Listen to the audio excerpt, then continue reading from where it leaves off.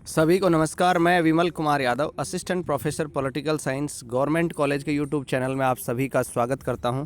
आज हमारी चर्चा का टॉपिक है जुडिशरी यानी न्यायपालिका।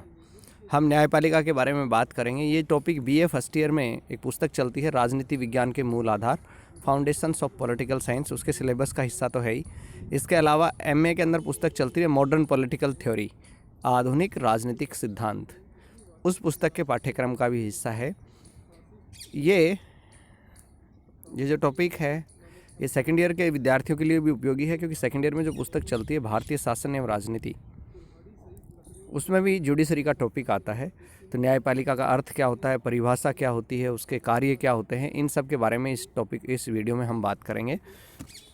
एग्ज़ाम में अक्सर क्वेश्चन आता है कि न्यायपालिका का अर्थ क्या है, परिभाषा क्या है, न्यायपालिका के कार्य क्या होते हैं, न्यायपालिका की स्वतंत्रता सुनिश्चित करने के उपाय बताइए। तो ये क्वेश्चन कई बार आया हुआ है कि न्यायपालिका की स्वतंत्रता सुनिश्चित करने के उपाय कौन कौन से हैं। तो इस तरह के सवाल एग्ज़ाम में आते रहते हैं। तो आइए इसमें बात करते हैं।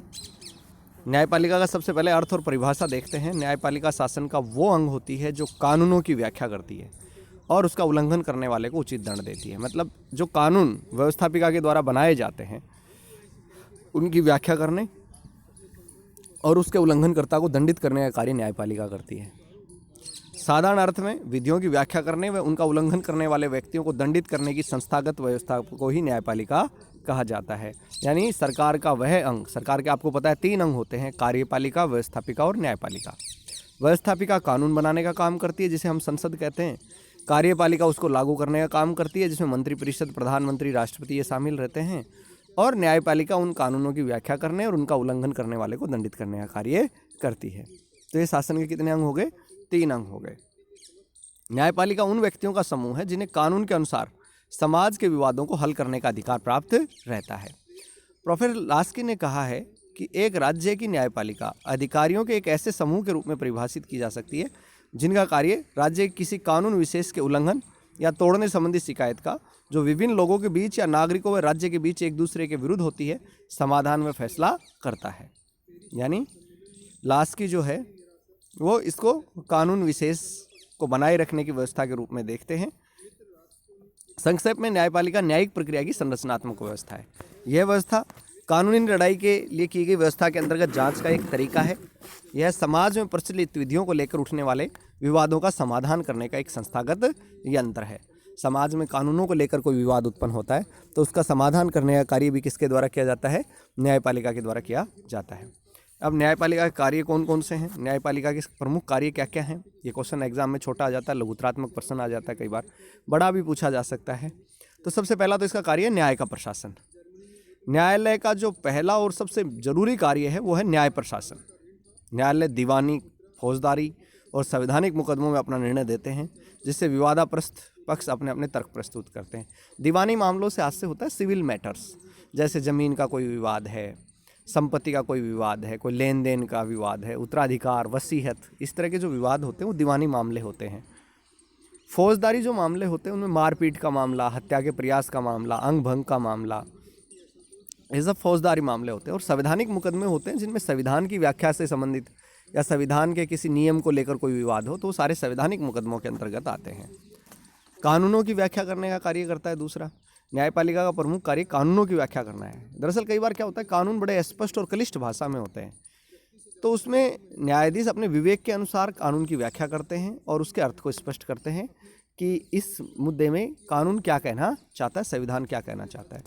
इसका एक तीसरा प्रमुख कार्य है नागरिक अधिकारों की रक्षा करना। न्यायालय नागरिकों के अधिकारों की रक्षा करते हैं। कई राज्यों में नागरिकों के मौलिक अधिकारों का जो उल्लेख संविधान में कर दिया जाता है ताकि उसे संविधान और न्यायपालिका का संरक्षण प्राप्त हो सके। जैसे भारत का संविधान है, अमेरिका का संविधान है, तो मूल अधिकार लिखित रूप में संविधान में वर्णित कर दिए गए हैं। ऐसी स्थिति में न्यायपालिका का ये विशेष उत्तरदायित्व होता है कि वह इस बात का ध्यान रखे कि सरकार का कोई अंग इन अधिकारों का अतिक्रमण ना करे।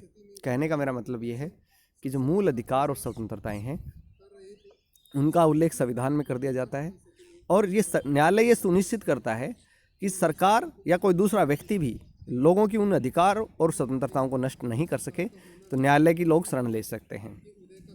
चौथा है अभियोगों का निर्णय। कानून के उल्लंघन से उत्पन्न जो मुकदमे हैं उनके मामले में न्यायपालिका निर्णय करती है। नागरिकों के आपसी विवादों का निर्णय न्यायपालिका करती है। नागरिकों की जो दीवानी और फौजदारी का मामले जो होते विवाद होते हैं, उन पर दोनों पक्षों के विचार सुन के न्यायालय अपना फैसला सुनाते हैं। तो ये विभिन्न प्रकार के मुकदमों का निर्णय करते हैं। संविधान की रक्षा करने का कार्य किया जाता है। ये एक उत्तरदायित्व भी न्यायपालिका का है कि वो संविधान की रक्षा करे। यदि मान लो कोई किसी देश की व्यवस्थापिका या संसद कोई ऐसा कानून बनाती है जो संविधान के खिलाफ हो, तो न्यायपालिका उस कानून को अवैध घोषित कर सकती है। जैसे भारतीय संविधान का अनुच्छेद 13, भारतीय संविधान के अनुच्छेद 13 के अंतर्गत यदि मूल अधिकारों का अतिक्रमण करने वाली कोई विधि संसद द्वारा बनाई जाती है या राष्ट्रपति का कोई ऐसा आदेश नियम जो लोगों के मूल अधिकारों का अतिक्रमण करता है, तो न्यायालय उसे अवैध घोषित कर सकता है। इसे न्यायिक पुनरीक्षण या न्यायिक पुनरावलोकन कहा जाता है। न्यायिक पुनरावलोकन की व्यवस्था सबसे पहले अमेरिका के संविधान में आई थी। इसका अर्थ से ये होता है कि न्यायपालिका किसी भी विधायी या प्रशासनिक उपाय की संवैधानिक वैधता का परीक्षण कर सकती है कि वो कानूनी दृष्टि से है या नहीं है, और इसके पश्चात उसे पूर्ण या आंशिक रूप से शक्ति बाह्य या शक्ति आंतर घोषित कर सकते हैं। यानी वो चाहे तो ये कह सकती है कि ये अल्ट्रा वायरस है, मतलब शक्ति से बाहर जाके उसने कार्य किया है, या ये उसकी शक्ति के अंतर्गत आता है या नहीं आता है। न्यायालय की इस अद्वितीय शक्ति का आरंभ अमेरिका में हुआ और इसका श्रेष्ठ रूप भी वहीं उपलब्ध है। अब कई बार जीके में पूछ लिया जाता है बच्चों की न्यायिक पुनरावलोकन की व्यवस्था प्रारंभ करने वाला दुनिया का पहला देश कौन सा था? संयुक्त राज्य अमेरिका। और भारतीय संविधान में न्यायिक पुनरावलोकन की व्यवस्था जो ली गई है, हालांकि स्पष्ट रूप से जुडिशियल रिव्यू वर्ड कहीं भी भारतीय कॉन्स्टिट्यूशन में नहीं है, लेकिन अनुच्छेद 13, अनुच्छेद 32, अनुच्छेद 226 न्यायालय को ये सब शक्ति प्रदान करते हैं। तो ये व्यवस्था हमारे यहाँ कहाँ से ली गई है? संयुक्त राज्य अमेरिका से ली गई है कि वो किसी कानून को जो है अल्ट्रा वायरस या इंट्रा वायरस घोषित कर दे।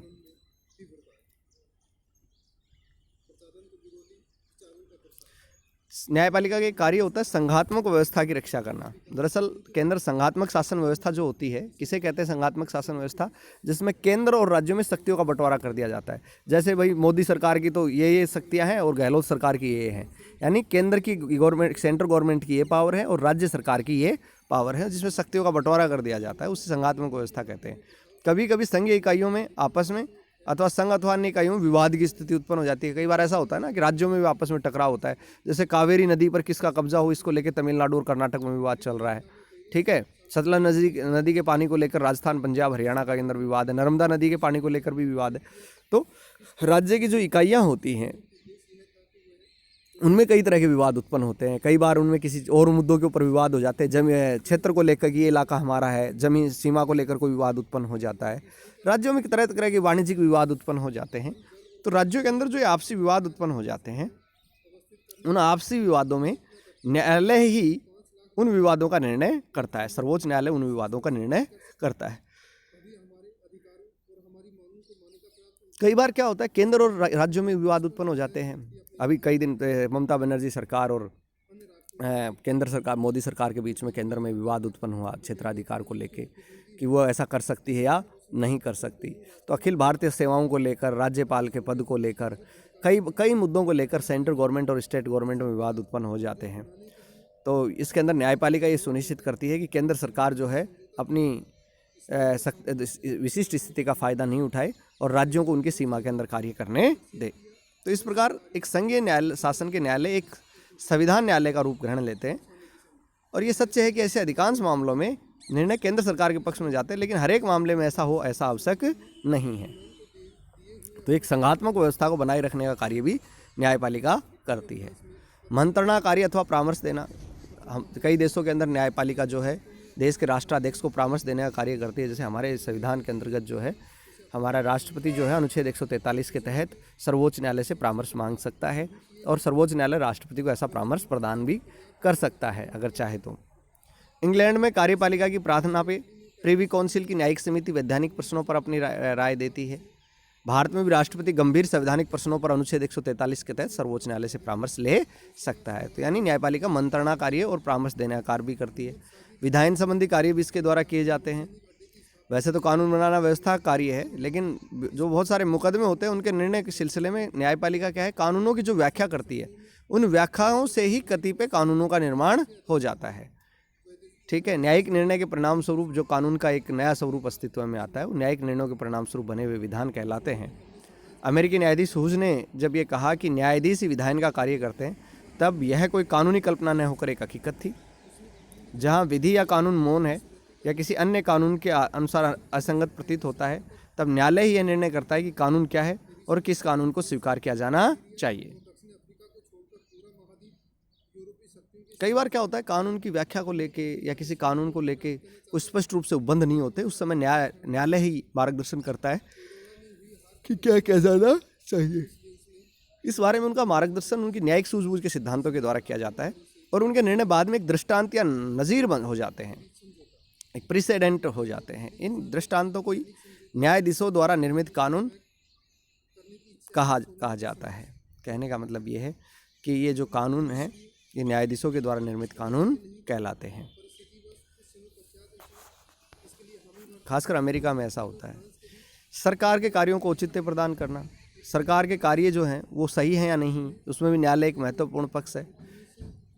ये आशा की जाती है कि न्यायालय को लोगों की आशा और आकांक्षाओं के बारे में पूर्ण रूप से सजग रहना चाहिए। और जैसा कि भारत के जो भूतपूर्व न्यायाधीश थे पीवी गजेंद्र गढ़कर, उन्होंने कहा था कि उन्हें परिवर्तित परिस्थितियों के प्रकाश में कानून के अर्थ की व्याख्या करनी चाहिए। न्यायालय सरकार के निर्णय को औचित्य प्रदान करने का कार्य करते हैं।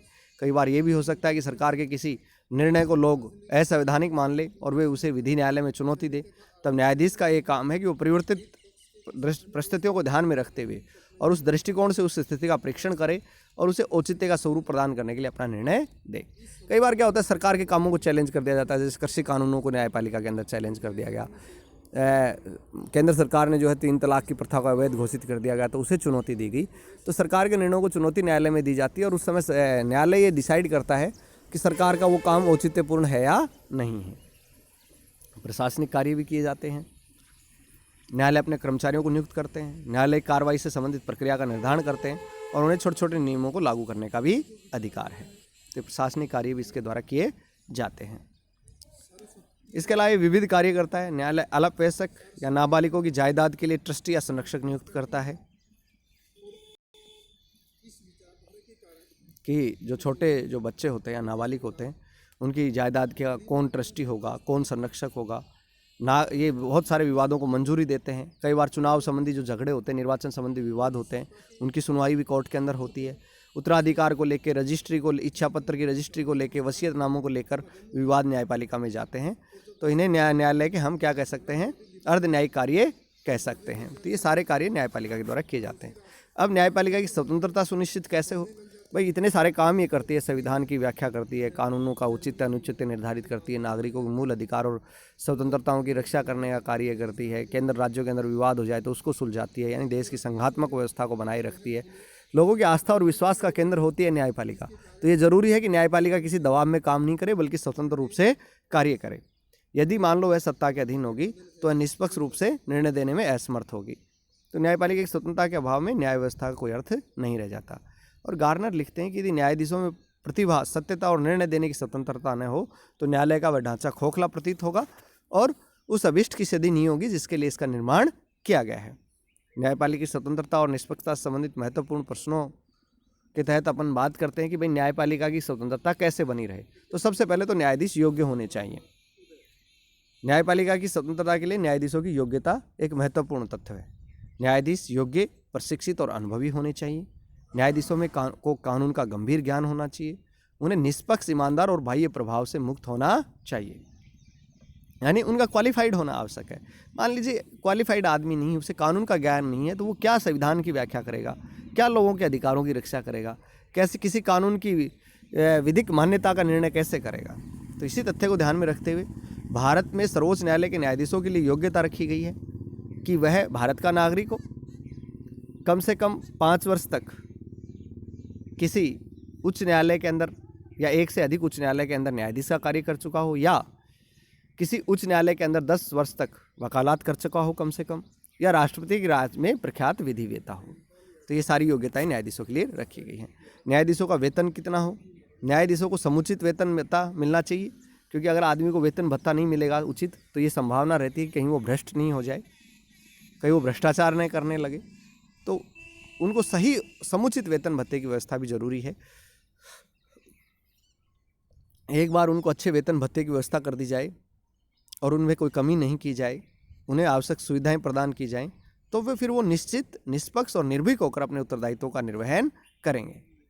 उनके वेतन भत्ते कम से कम इतने तो होने चाहिए कि कोई भी योग्य व्यक्ति इन पदों की ओर आकर्षित हो। न्यायाधीशों का कार्यकाल निश्चित होना चाहिए। निश्चित कार्यकाल से उन्हें संवैधानिक संरक्षण प्राप्त हो जाता है। पदावधि छोटी होने से भी कोई न्यायाधीश अपने पद का दुरुपयोग कर नाजायज़ लाभ उठा सकते हैं। यानी कार्यकाल लंबा होना चाहिए और वो अपने कार्यकाल को लेकर निष्फिक्र होने चाहिए। उन्हें किसी प्रकार का भय नहीं होना चाहिए कि उनकी नौकरी कोई खा जाएगा, उन्हें नौकरी से हटा दिया जाएगा। इस प्रकार की बातें उनके दिमाग में होंगी तो फिर वो सत्ता के दबाव में काम करेंगे और सही कार्य नहीं कर पाएंगे। तो अमेरिका के अंदर तो जैसे बहुत लंबा कार्यकाल होता है, स्थायी कार्यकाल होता है। अवकाश ग्रहण करने के आयु प्रांत वे अपने पद पर बने रह सकते हैं। भारत के अंदर भी ये सुनिश्चित किया गया कि न्यायाधीशों का एक लंबा कार्यकाल होता है। जैसे सर्वोच्च न्यायालय के न्यायाधीश 65 वर्ष की आयु तक पद धारण कर सकते हैं, उच्च न्यायालय के न्यायाधीश 62 वर्ष की आयु तक पद धारण कर सकते हैं। तो ये कार्यकाल बड़ा लंबा होता है और हटाने की प्रक्रिया बेहद जटिल होती है। केवल कदाचार और असमर्थता के आधार पर ही उन्हें पद से हटाया जा सकता है और उसके लिए भी संसद का विशिष्ट बहुमत होना आवश्यक है। तो प्रक्रिया बड़ी जटिल है कि भारत के अंदर आज तक किसी भी न्यायाधीश को महाभियोग प्रक्रिया के द्वारा नहीं हटाया जा सका है और इसके कारण वो निश्चित और निष्फिक्र होकर कार्य कर सकते हैं। न्यायाधीशों की बर्खास्तगी, न्यायाधीशों को पद से हटाने की सरल प्रक्रिया नहीं होनी चाहिए। उनकी बर्खास्तगी ऐसा नहीं हो कि सत्ता में बैठे लोग मनमाने तरीके से कर दें कि सरकार कोई गलत काम कर रही है, लोगों के अधिकार और स्वतंत्रताएँ छीन रही है और फिर न्यायाधीश अगर उस सरकार के उस कानून को पलट दे तो ऐसा नहीं हो कि सरकार उस न्यायाधीश को ही पद से हटा दे। उनकी बर्खास्तगी किसी व्यक्ति की इच्छा के अनुसार मनमाने ढंग से नहीं होनी चाहिए। न्यायाधीशों को अपदस्थ करने की कठोर व्यवस्था होनी चाहिए जिससे उसका दुरुपयोग नहीं हो। हटाने की प्रक्रिया जटिल होनी चाहिए और न्यायाधीशों को उस समय तक अपने पद पर बरकरार रखना चाहिए जब तक वो कार्यकुशलता के साथ कार्य संपादित नहीं करने लग जाएं। इससे जो क्वेश्चन जो आता है एग्जाम में, न्यायपालिका का अर्थ क्या है, उसकी परिभाषा क्या है, न्यायपालिका के कार्य कौन कौन से हैं, या ये क्वेश्चन कई बार आता है न्यायिक स्वतंत्रता सुनिश्चित करने के उपायों का वर्णन कीजिए कि न्यायपालिका स्वतंत्र रूप से कार्य कर सके, इसके कौन कौन से उपाय हो सकते हैं। ये एग्जाम में कई बार प्रश्न आया हुआ है। उम्मीद है ये वीडियो आपको पसंद आएगा। कोई समस्या हो तो आप यूट्यूब के कमेंट बॉक्स के अंदर या कॉलेज के व्हाट्सएप ग्रुप में मुझे भेज सकते हैं। इस चैनल को ज़्यादा से ज़्यादा लाइक करें, शेयर करें, सब्सक्राइब करें ताकि ज़्यादा से ज़्यादा स्टूडेंट्स को इसका लाभ मिल सके। आप सभी का बहुत बहुत धन्यवाद, बहुत बहुत आभार।